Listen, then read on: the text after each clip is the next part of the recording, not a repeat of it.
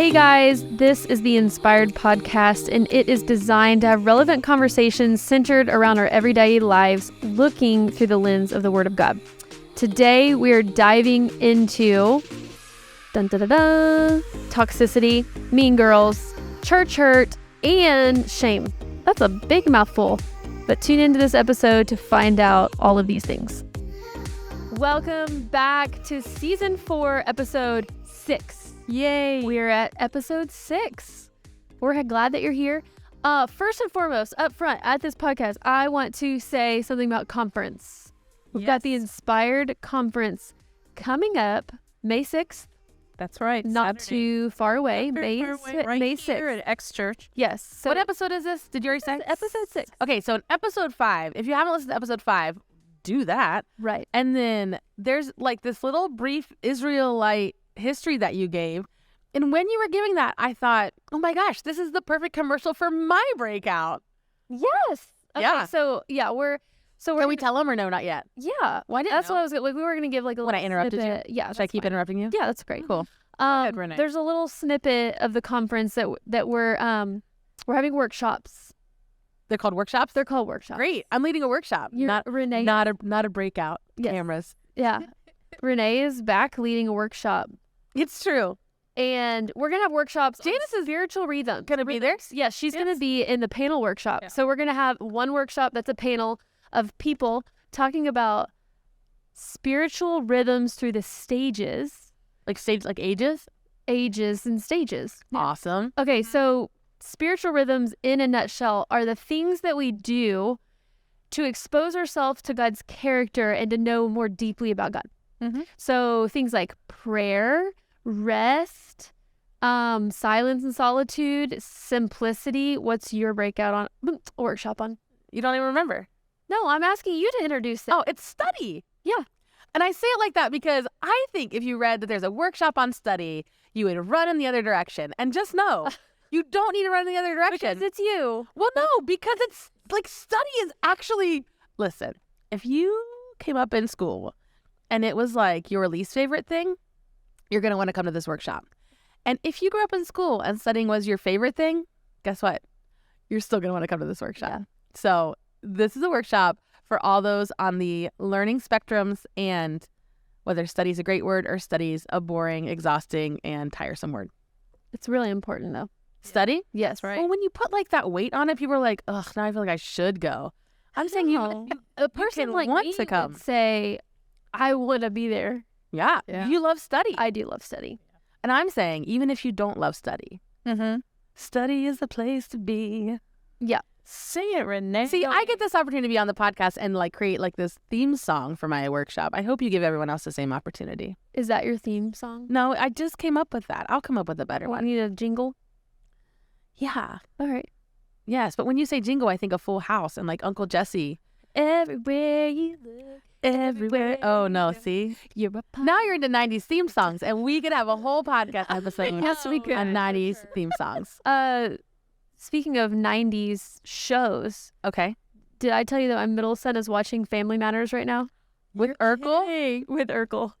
He's on season 2. I'm like, he's an old soul. Now I want to look up the Family Matters theme song because I'm just not remembering it. I know. But I don't my remember mom, what if she listens to this episode, she'll laugh. We weren't allowed to watch Family Matters because Urkel's voice got on her nerves. It's the same reason we weren't allowed to watch The Nanny because Fran Drescher's voice got on my mom's nerves. It had nothing That's to do. reason enough. I mean, it had nothing to do with the and we watched them, obviously. I know these shows, and it was TGI Friday. Oh yeah. TGIF. Okay. All that to say, you're going to want to sign up for the conference. Shh, I know. talking. Sign up for the conference. because you don't want to miss But Renee. just do it. Also, is it May what day? May 6th. So you'll have already El Cinco de Mayo'd. You'll have already made the 4th be with you. So why wouldn't you like grab 5 friends and do May 6th? Or 6 friends. For May But you are the 6th friend. Okay. But if you grab 6 friends, then you're the 7th friend, and that's a holy And that number. doesn't. There it is. But there it is. Well, then One you way should or come another, on it doesn't Sunday. matter. Because let me also tell you No. that Tony Collier is course. going to be preaching Oh, that's right. at this space on Sunday morning. So not only will you get to hear her at our conference, you'll get to hear her on Sunday morning. Sunday, May 7th. Sunday, May 7th. So Sunday, May 6th, sign up for the conference on our website. Sunday, May 7th, come to Worship. that morning because she'll be here. This is a great plan. Look, we planned your weekend for you. Yeah, there we go. It's all taken care of. You're Yes. welcome. Another song. What is that from? Oh my gosh, it's from Moana. Oh, yeah. Maui sings it. Okay. We're pivoting. We're going in a different direction because we're going way off the rails here. Yeah, I was gonna say let's rein it back in. The unknown. Another Disney. Let's go. Okay. So today we're talking about Mean Girls, toxicity. I don't know when this episode's going to drop, but can I just say Janice wore pink because on Wednesdays we wear pink. But you're wearing purple. Mean Girls. It's a quote from the I Mean never saw Girls. Mean Oh Girls. my gosh. You've seen Mean Girls? Oh, well, that's not the reason I'm wearing this. I know it's not. But also, have you seen Mean Girls? Am I the only one at this Yeah, you're table the who only has one. seen Mean Girls? Yeah. Let me tell a story about Mean Girls. It is a great example of What Mean not Girls. to be. Yes, and what not to be. And I wanted to show it to my high school girls one year for like a girls' retreat. So what does a good youth minister do before that? They watch the movie to remember, like, okay, I think it's PG-13. Like, what are the things that might not be okay that I might have to tell parents about? I wasn't but like 8 minutes in and I'm like, I can't show this. So you're telling people to watch it or not watch it? 100% watch it, but 100% don't tell anyone that your youth minister told you to watch it. That sounds like a plan. Okay, so since we've never seen Mean Girls, what is the premise of a mean girl? From the movie or just in life? Well, both. Okay, well, I mean, because isn't it called Mean Girls for a Okay, reason? everyone who's listening, just, skip ahead 15, 30 seconds because here's what Mean Girls is about because they've all watched it, you two. Okay, whatever. You've got, oh gosh, why can't I think of her name? Everyone's saying it right now. You've got a girl who's been homeschooled her whole life. I mean, no, Oh, so now this is a homeschool issue, huh? nope, it's not a homeschool issue. And then she comes to a public school setting and she's introduced to all the people. Well, this girl's name is Katie. She spells it Caddy. That's part of the joke. And Katie's actually really popular, which some of the mean girls don't necessarily love. So they're like, well, she'll just join our group. And then that leads to some tension. Yeah, but you're not going to spoil the story. I know. 'Cause I'm still going to go watch it. Okay, so You what you're should. saying is Mean Girls divide into Lindsay camps. Lohan. Lindsay Lohan's the homeschooled girl. Thank you. I'm so sorry, listeners. You already knew and you were shouting it at me, and I know through your earbuds, Yeah, AirPods, things, Airbuds. And Rachel McAdams is the mean girl, which is so great. Okay, so Mean Girls divide Can we into delete camps. this part of it where I Nope. forgot? No, Lindsay sorry, don't Lohan? do that. We don't delete. Yeah, they divide into camps and everyone has their cliques. And so to even title it Mean Girls, I was a little worried about it because if you're still listening and you're like over the age of, I don't even want to put an age limit on it, but I feel like some people could be like, Mean Girls doesn't apply to me because you're saying the word girls. But like, there can be mean grandmas, Mean there women. can mean women, Mean grandmas. mean There ladies, are plenty of mean grandmas. chicks, mean other words we're not going to say on this podcast. Yeah. I mean, like, Okay, but people also, can just be mean.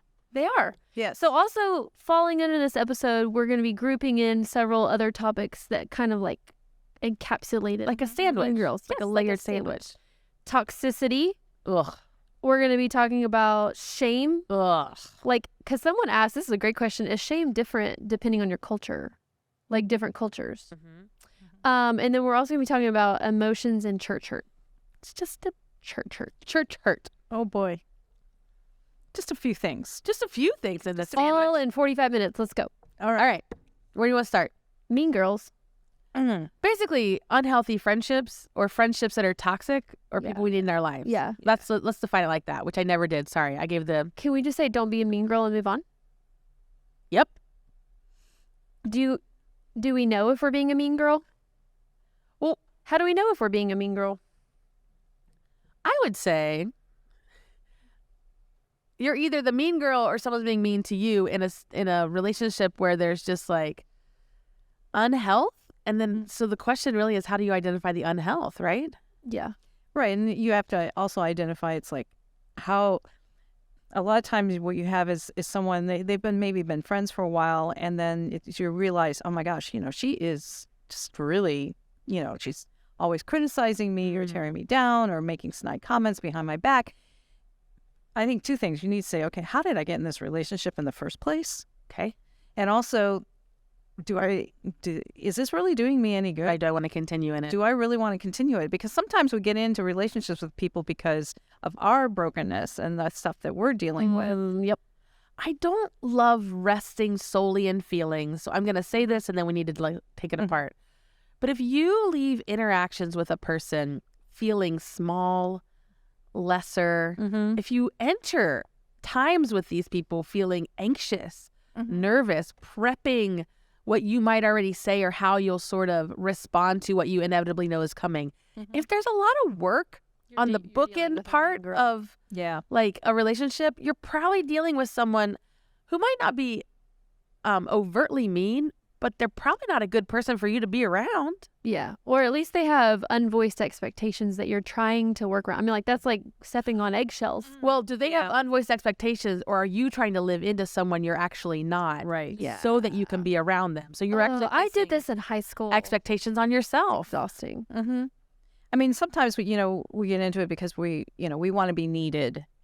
Yes. We want to, and that sometimes it manifests in the idea of this person has all these issues, so I'm going to fix them. And then they take advantage of you. Right. And really the issue is us. It's what, we're trying to do. And, or we find our identity because of maybe, like I always think of high school, and you had the group that everybody wanted to be friends with, you find your value in that relationship and you want their approval. Well, then that is not a good base. That is not a good basis for a friendship, because then you are giving all that control to that person to either annihilate you in a way, or keep build you up or tear you down, and that is definitely never good. You can't make them happy, all of those things, and I think that's, and I think the point too is that we are. Just because they're a Jesus follower doesn't necessarily mean they're safe. You said it. Yeah, and so you lay out these great examples, and I'm still sitting here going, that person might not even know they have that power over you. That's right. So there are two types of mean girls. One knows they're mean, and that's a whole different category of person. Right. Like, I could get so-and-so to do this. I know I could. Or like, they don't really matter as much, or if they disappeared, I wouldn't care. That's a heart space that a person holds, and that person's probably not great to be around. Then there's the person who doesn't know because it's an us thing. I have given them control. I am blending in and melding or tiptoeing around them because I want their approval. I'm giving them power over me. That's right. And that's a me thing where they might not even know you're doing that to yourself. That's an interesting dynamic in friendships. And mean girldom as well. Can we call it girldom? Girldom. Maybe.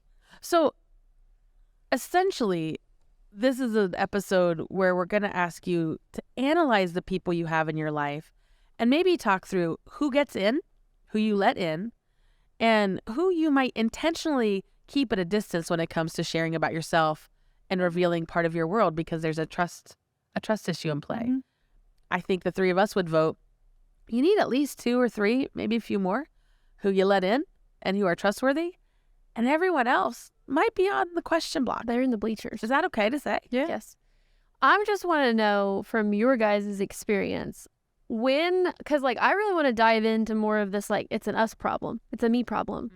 When have you guys realized that I'm trying to win the approval of this person or that person, and I'm unintentionally, I mean, hindsight's 20/20, but I'm unintentionally being a chameleon to try to make myself fit in or get the approval of this person?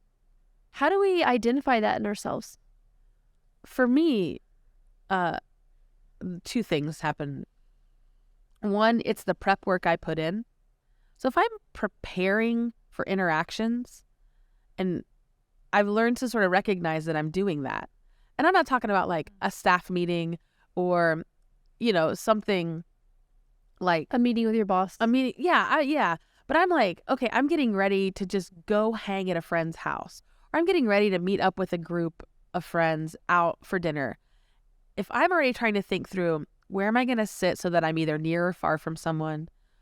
How am I going to respond when they say this? If I'm overthinking about the types of clothes, like, all those little sort of preparatory things solely based on the people I'm going to be around and interacting with, that's an opportunity to say, why? Yeah. When you ask the why. Now, I'm an overthinker, and I've got friends who'll tell me that. but if I'm doing all that prep work mentally, I'm already exhausted by the time I get there. Yeah, I was going to say, in my interactions where I find myself trying to bend and mold to someone else, because I'm not confrontational and I don't really like confrontation and I want everybody to be happy. I find that I hit a wall and I'm fatigued. And that's my first red flag is like, okay, what am I trying to do? Like if this, and it's because there's like this, hot phrase. It's like, oh, that's just like sucking the energy out of me. Like, is it you that you're you might be sucking the energy out of you, and like, but you might be ascribing it to someone else. Like, oh, they just like, I can't take them because they like just take it out of me. Maybe it's you. Yeah. Because I think that's happened to me before. Is like, it's not that person who's wearing me out, it's myself. So when I ask that why am I doing all this prep work? If I recognize it in myself, the next question I say is, what story am I playing in my head? Because I've created some scenario, and it's either rooted in experience, because this has happened before, or I've interacted with this person enough that I know, or I'm creating something, and I need to check that against what's reality. Now, yeah, because we can go in far places. This is Renee being just completely vulnerable, because I have to do that. I go, okay, what story am I telling myself right now?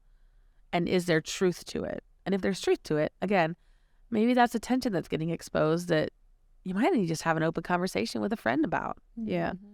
I think, too, that sometimes kind of what you were saying, Jess, is that we want to have friends. We want to have relationships. And so sometimes that can motivate us then to say, I just want this person. I want this person to be my friend. So I'm going to feel it out and find out kind of like what I need to be, who I need to present myself as, how, whatever, so that I can be my friend.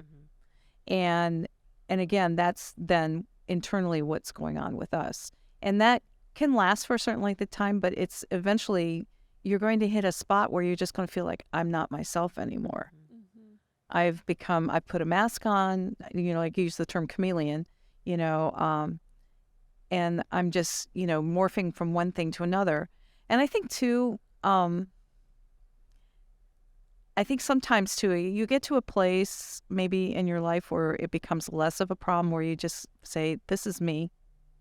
I think it's when you get older. I saw someone the other day said something about being in your 30s. Like you just get to a point where like, I don't really care what people think. It's the Sophia of Golden Girls. I mean, it's really, it does. It gets to a place where you just say, this is me. It's real. Did you guys play like which Sex and the City girl would I be, or which like Golden Girl would I be? Also never seen that. It's good. Golden Girl? Or Sex and the City. Okay, so I was always going to be Sophia because she doesn't care. I care deeply. And I'm like, man, to have the freedom to just say what you think and walk on away, which can sometimes also be a mean girl posture to take. Absolutely. Like, I'm just going to drop this bomb and not really care about the repercussions or how it affects. I don't love that. But there is this freedom of like, I don't care. This is me today. And it's not so much that I don't care, but it's instead, this is who I am. And so it's the most loving thing to do is just to be yourself. When you have like your feelers out and say, okay, let's see, I need to not be quite that loud, or I need to, whatever.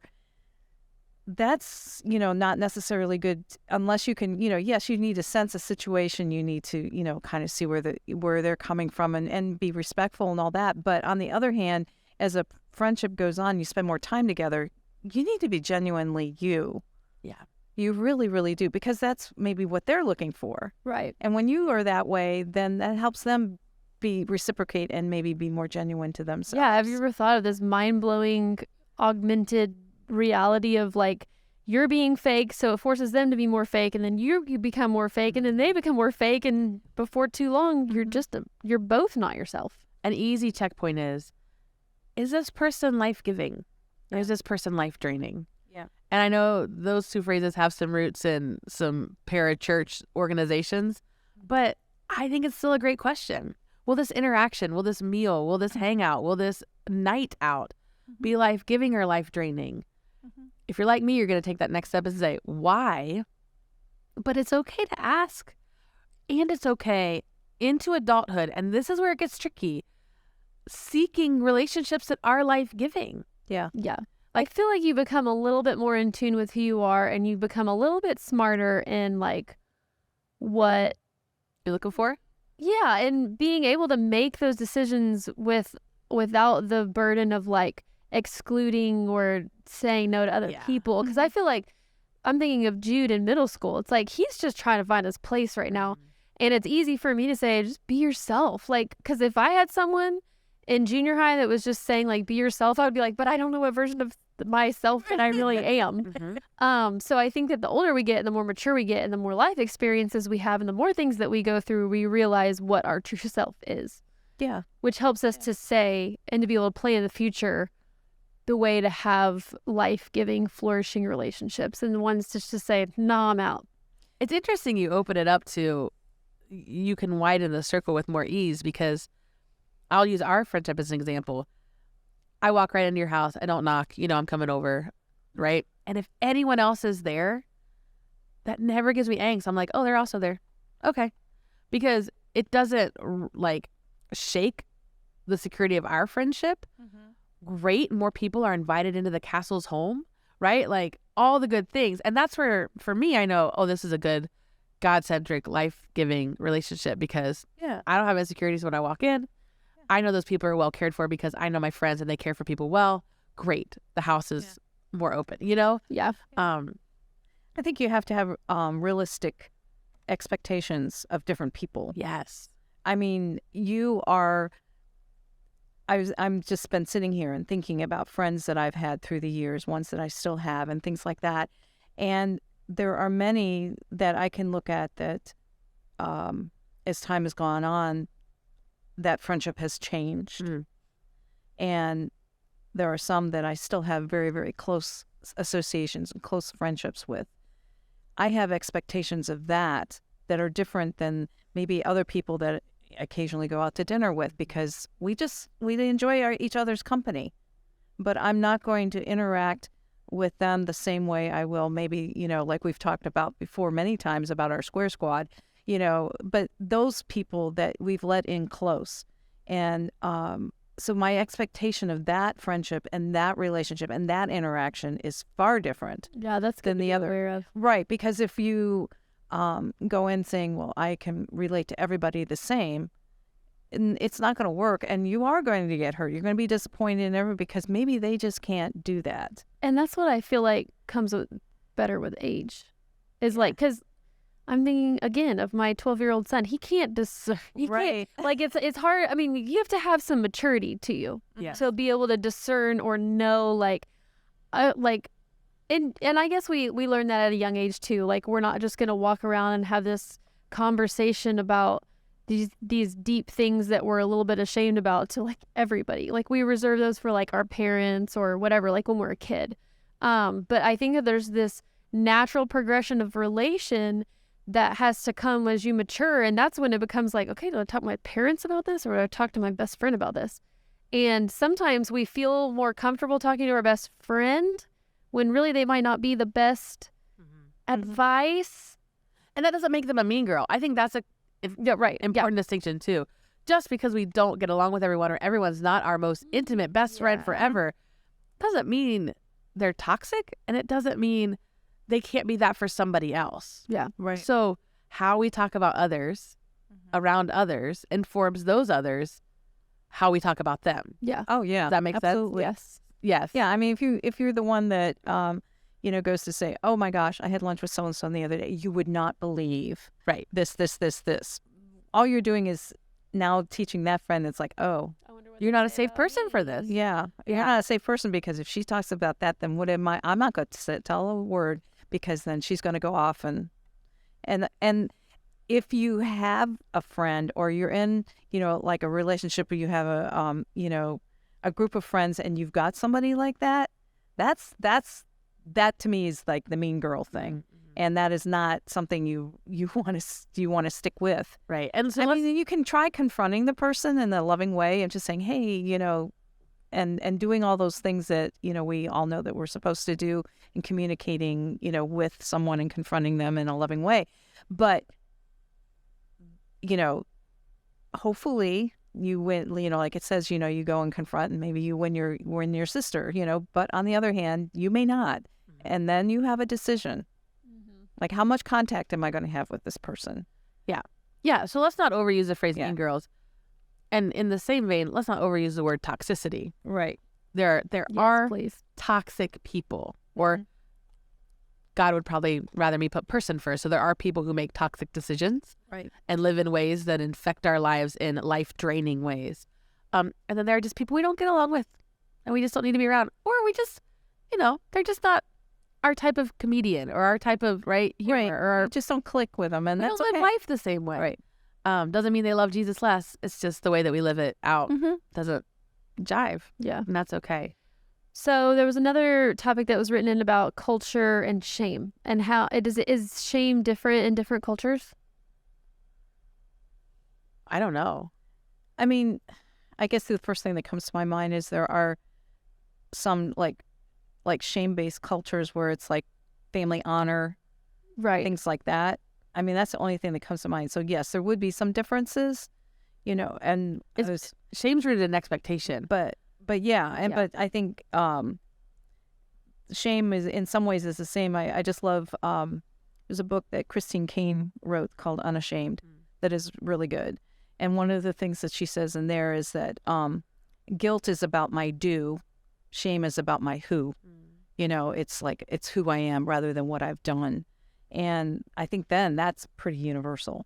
Yeah, there's an episode of The Chosen in season 3, if anyone's a big fan of The Chosen, where Mary's talking with, I think her name's Tamar, but two women are talking, and Jesus has forgiven them both, because that's just what Jesus does. He just, you get forgiven and you get forgiven. And the one woman says to the other woman, like, you're so bold and you're just out there and you're just being who you are. You just say what you think and you're just honest.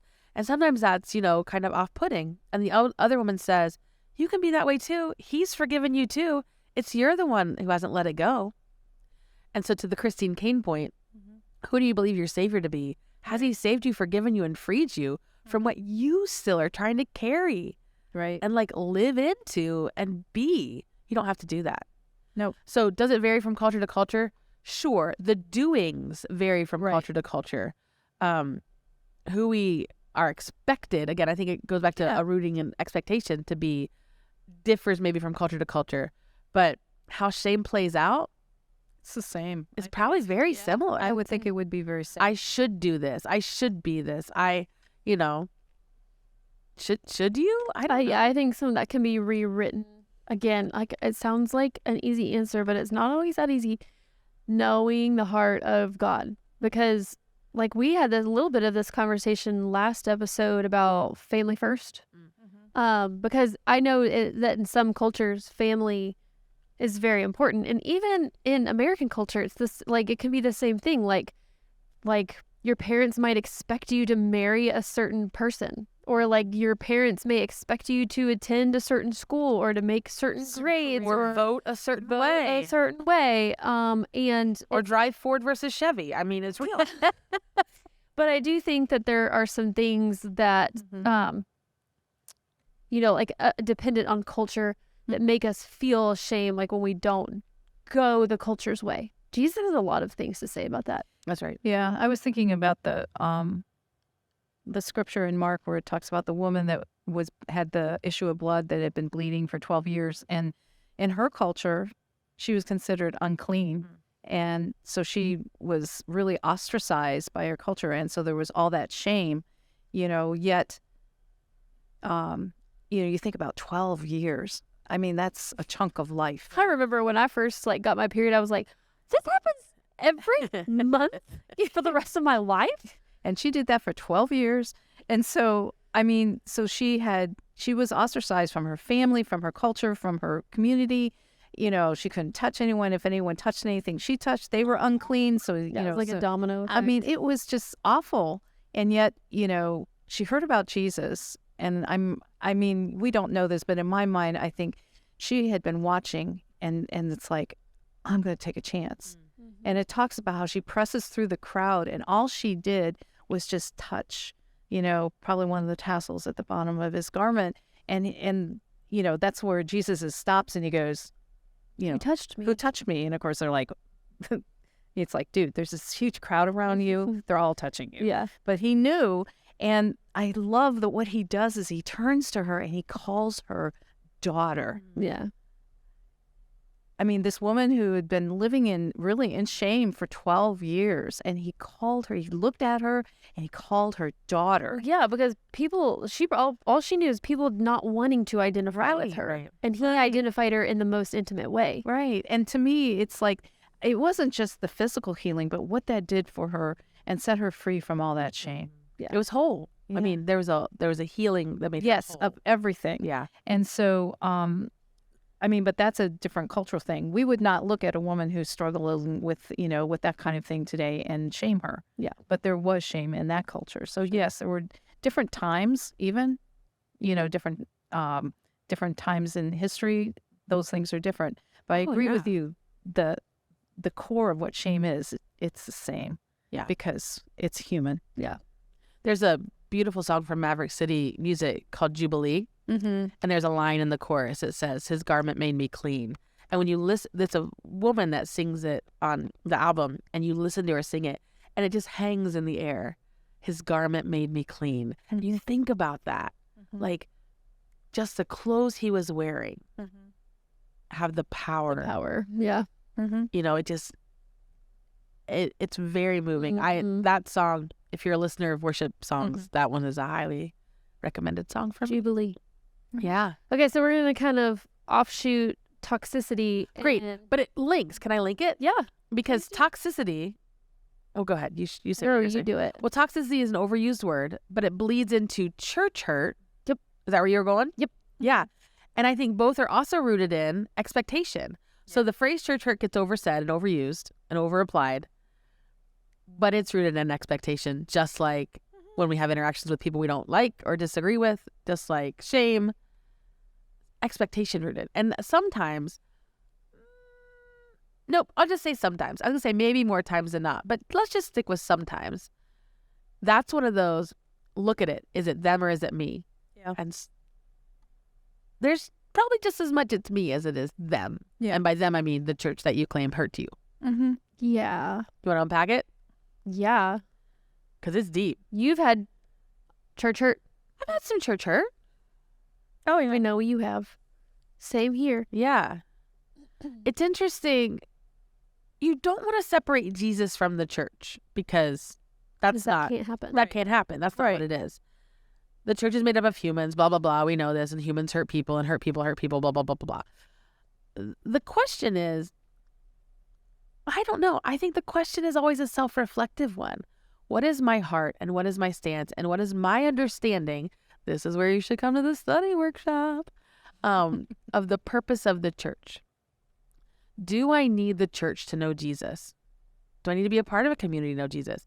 If the answer is yes, again, big if, then you got to figure out your church hurt stuff. Mm-hmm. And where was that rooted in? And was that singular to a person? Was it a cultural kind of situation? Right. Was it encouraged by leadership? Did leadership even know about it? Lots of questions. Yeah. I will say that at a time in life where I did experience church hurt, a lot of it had to do with my immaturity, in the fact that I was working at the church, and there was a lot of conversations and things happening above my head that I didn't really know. Like, I wasn't privy to these closed door conversations. All I saw was people that were mad at each other and like people who had left. And then I was like, well, what happened? And then like nobody would explain it to me, which left me to fill in blanks that I didn't need to fill in because I didn't know. I wasn't privy to these conversations. That's what people will do if leadership, and I will say this on the leadership aspect, be honest. Yes. Mm-hmm. Be at a church that's going to be honest about their leadership and what's happening. not this. I mean, because we say this about teenagers, they can read through your inauthenticity. Right. And so can the members of your church read through the inauthenticity of your leadership. Like a leader just says like, yeah, I mean, like they're starting a new job, and then, comes out, that they aren't really looking for a new job. They were fired. You know what I mean? Right. So, but I'm going to also say in that vein, their words are important, and wordsmithing is done intentionally to protect. Yeah. Mm-hmm. And to protect and unify and not divide. Yeah. Oh, also along that vein, so like I saw these things happening in leadership, and I'm like, what's happening? Like, I guess I'm gonna stay here, and I will say that I wanted to leave because I'm like, well, all my friends are leaving, and they're mad about stuff that they won't tell me because they're just like, you're young and you don't need to know, and like all this stuff. I'm like, but I want to know, and so I would ask around, but I could never get a real answer. Or was I getting the real answer, or was I just getting someone's Right. take on it or whatever? And so what we did was we stayed there, and we told God, we're like, I don't really want to be here right now, but I am for your church, and I want to help, and I want to be a servant, and I want to, my goal is for people to know who God is and walk with Jesus. And so until you tell me that I'm released from this calling or this situation in this church, I will stay. Yeah. Mm-hmm. And that's what we did. Yeah. And everything kind of died down. The church got a new pastor. It was running really well. And then that's when Trey and I felt like, okay, you can move on. Right. And so it wasn't done out of haste. It wasn't done out of anger. It wasn't done out of bitterness, because God worked on my heart with bitterness. Like, I couldn't hold that against people before I felt that he allowed me to walk out. It was done with prayer. Mm-hmm. Right. And a real pause to not react, but to respond. Right. Yeah. And to lean into that Holy Spirit nudge instead of just on our own whim and fancy. And what the world might have said do. Oh, cut and run. Yeah. Get out. Yeah. Go. That's El's voice. Yeah. It might not be his voice. Right. Yeah. I mean, I like what you said about we just decided we were going to stay, and that it was like after things got better that God just in a way just honored that decision and said, okay, now I'm going to move you and stuff. I think that there's some, God sometimes does say, okay, I'm moving you on. I'm moving you someplace else. But there's a good way to do that and a bad way to do it. Yeah. And I think that that's sometimes what happens is that when people do get hurt in relationships in the church or whatever, is like you said, the first thing is like, I'm out of here, bye. And I'm just going to stop showing up, and I'm just not going to do it. And I'm not going to say anything to anyone. But instead it's like, no, have you talked? I've had conversations with people where they've left, and it's like, have you sat down and just, talk to one of the pastors, just explain what you're, Good advice. because sometimes if it is based out of, I've been hurt, it's like if you talk to someone, then you might find out the whole story and find out that, oh, I misunderstood. Or if it is something, then there can be maybe some reconciliation or some forgiveness that can happen, which is going to help with that hurt, even if you decide still that I need to go someplace else. Yep. But when you just cut and run, that isn't going to happen. And instead, you're just really giving the devil a foothold to get that bitterness going, to get that, because then you put up walls and you put up on a mask, and when you go to your next church, guess what? It follows you. And it's a trust thing. Yeah. If you have a conversation with a pastor, with a ministry leader, there's this question of how much trust are you entering the conversation with? How much do you want to learn a bigger story? Or how much are you convinced of your story and that your story is correct? Right. I do think I don't want to say it's a shame, because we just talked about shame.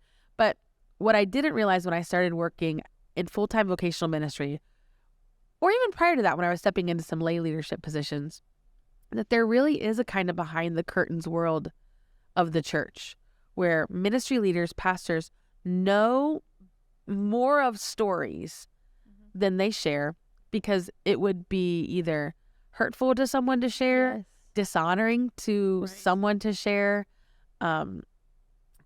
Just feed unhealth instead of be helpful to share.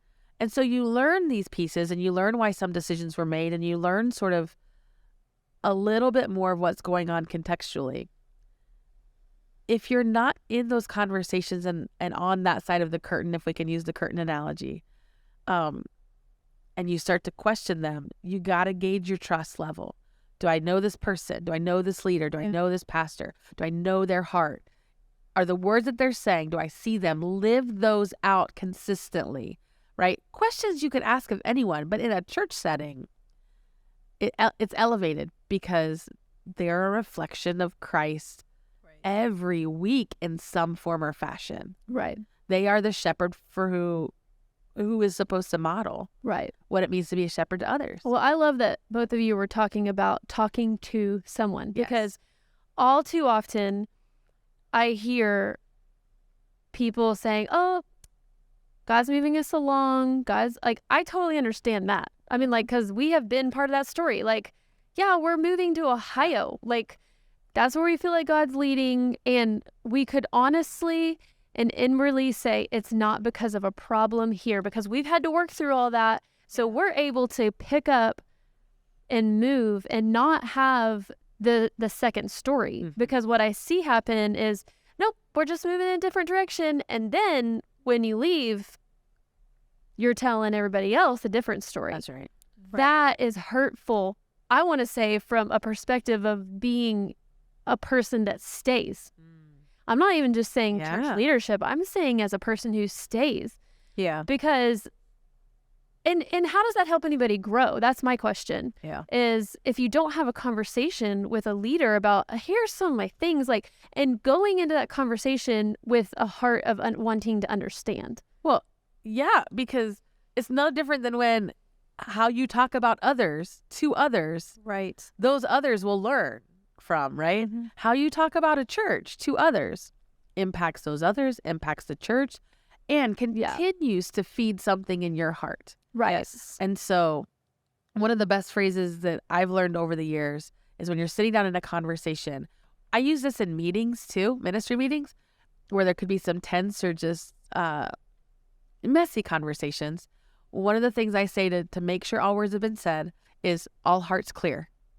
And I learned this from a pastor. You just, all hearts clear, because what you don't want are the parking lot conversations. Right. What you don't want are the grocery store conversations. If we've got something to say in the room with the people, with the ears, and if there's such worry that you can't say it in the room or with the person, bring in another person. Matthew 18 says, bring in another believer.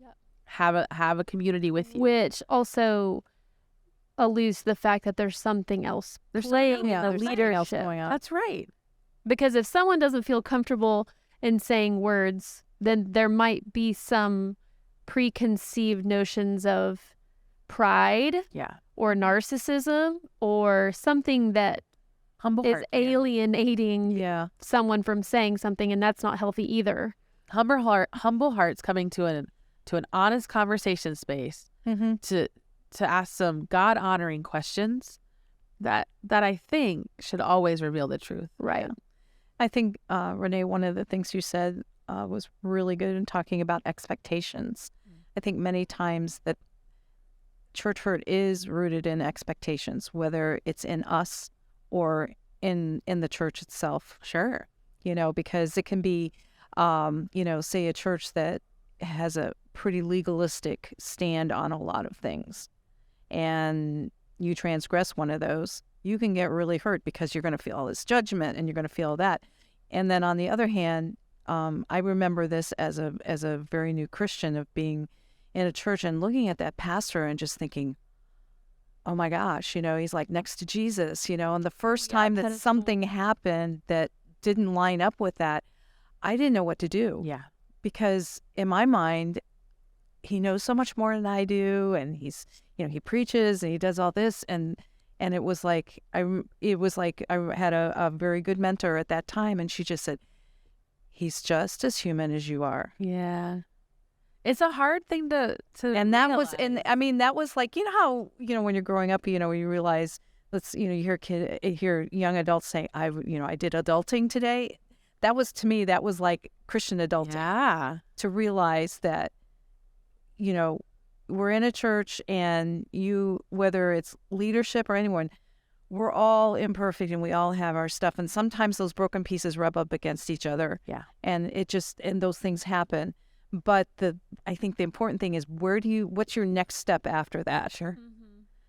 Those conversations or whatever, or do you go sideways and grab this person or talk to that person and get all this stuff going? That's what's unhealthy, and that just creates even more hurt. So it's the conversation. I don't know, maybe there are people who run to confrontation and just say, yes. Well, here's what it does. I'm warning people. Oh, it's yes. in the name of not letting the hurt spread, of like, I'm warning you. Or like when you post something on Facebook about trash talking a church, it's just like, oh, I'm just helping people stay away from their toxicity. And my question to you is, does that really help? Is that really exemplifying the unity that Christ calls you to as a Christian? Or is that showing disunity? Yeah, I don't think we have time to unpack it today, because I'm a big fan of unity. I'm also a big fan of people being protected from really healthy, toxic places. Yeah. So to what degree am I allowed to talk about it? I think to my own personal experience, not in like a blast of a generality. If it's your story to share, it's your story to share. You don't need to share others' stories. Yeah. Well, and even being selective and discerning on who you share your story with. And how. Yeah. Social media is probably not the place. Nope. Probably not the place. One thing that keeps coming to mind is giving people the benefit of the doubt. And I'm saying that on both sides, like being a person that's hurt by the church and being the church. Give people the benefit of the doubt. Yeah. Because I know that not many of us walk through life intentionally trying to hurt people. So from a perspective of a person who's shepherding others, we're not trying to hurt people. I think what gets in the way is our humanness and our flesh, that we're unrepentant, like sections of our life that we're unrepentant of, and let our pride get in the way, and it messes up relationships. And can I say that along the lines of like sitting down and talking to a minister or a pastor, if the very thing that you see the commonality in all churches of like they just abuse their power, can I say that humbly entering into a conversation with a church leader can actually be the antidote of seeing that problem solved in a church? But let me emphasize humbly and willing to learn, because I think so many times we go into these conversations, we're like, this is what you're doing wrong. And I don't think that there is a space for us to be able to say that. But a lot of times people are just doing their best. And it's not until someone says, I'm not trying to ruffle any feathers, but this is what I see and it's concerning to me. I'm wondering your thoughts. Let me present two postures. One, approach those conversations from a place of curiosity. Yeah. Along with your humility. That's good. Ask questions. Don't assume.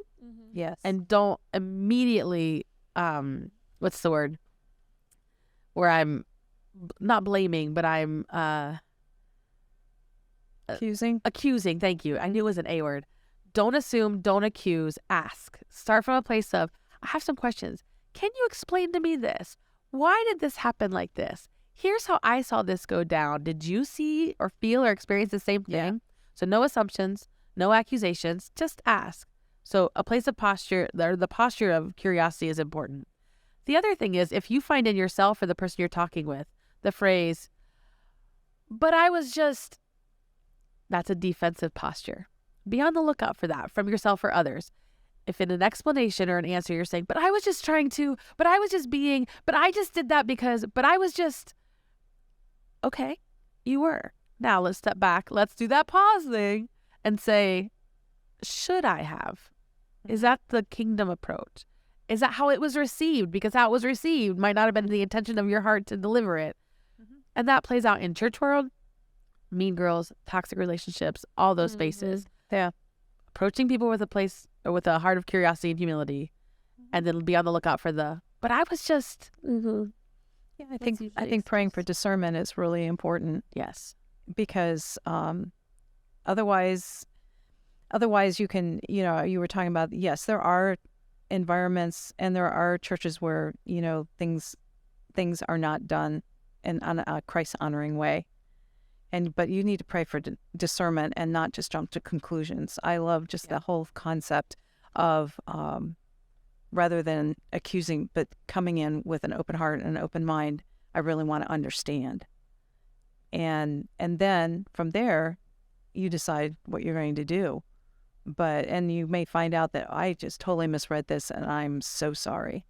Then if you have been talking to people, you need to go circle back around to those folks. Yeah.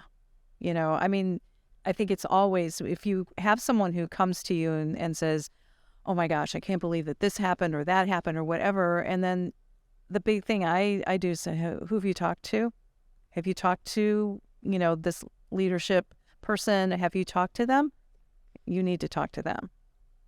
Yep. It's hard to do. It is. And yet, Jesus gives us the power to say, hey, I was wrong. Yeah. I'm sorry. I know. Here's what I've learned since that. That's right. Yeah. That's right. Humility. Oh, A lot of toxicity, mean girls, church hurt has to do with a lot of humility. being not there. Yeah. So the other side of humility, right? Pride. It's too much pride. Yeah. That's right. We think we're right. We think we know. We think a lot of things. Let's get it all sorted out with Jesus. Well, that's all that needs to be said about that right now. But like you said, more episodes. Well, then we could do our Disney sing-along in an upcoming episode. Oh, Yeah. I feel like we started it and then, or 90s TV theme songs. Yeah. we could come in with a whole list. Saved by the Bell. Yes. When I wake up in the morning and the alarm is on the morning, I don't think I'll ever make it on time. You should end this podcast. Okay. Well, we're glad that you joined us today. Come back next week for another episode. Thanks for listening today. We hope this episode has inspired you to start a conversation with the women in your life. And we would love to hear from you, your comments, as well as your questions. So email us at inspired@thex.church. And we would love to see you at the Inspired Conference on Saturday, May 6th, here at X Church. Registration is open now. You don't want to miss it. Sign up for the conference at www.thex.church/inspired 2023. And don't forget to join us next week for more conversation in another episode of the Inspired Podcast. See you then.